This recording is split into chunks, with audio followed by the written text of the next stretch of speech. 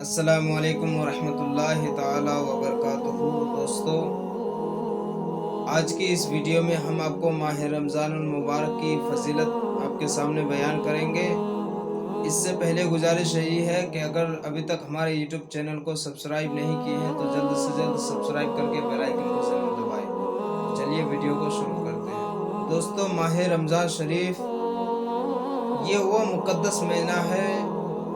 جو تمام مہینوں کا سردار ہے۔ میرے آقا کریم صلی اللہ علیہ وسلم کے پیارے دیوانوں، یہ وہ مقدس مہینہ ہے جس مہینے کی ہر رات اللہ تبارک و تعالی اپنے بندوں کو پکار پکار کے کہتا ہے اپنے بندوں سے، میرے بندے اگر تو گناہ کر چکا ہے، تو گناہوں میں ڈوب چکا ہے،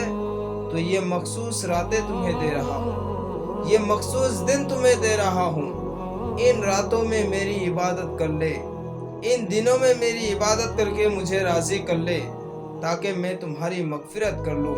پھر اللہ تبارک و تعالی ہر رات اپنے بندوں سے کہتا ہے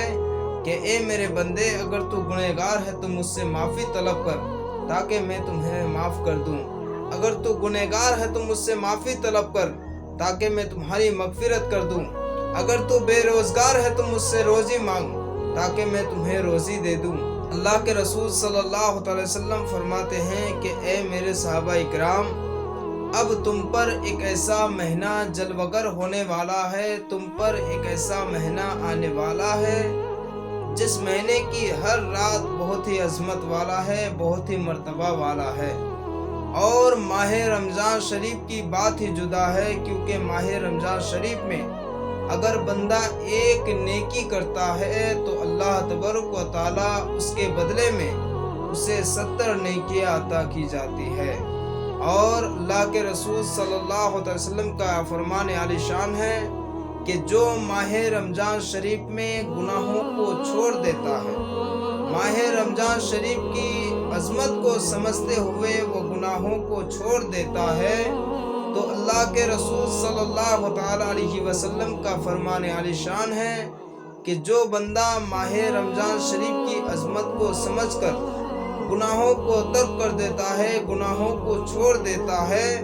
تو اس کے لیے جنت میں ایک ایسا محل تیار کیا جاتا ہے جس محل کی شان یہ ہے کہ اس محل کے اندر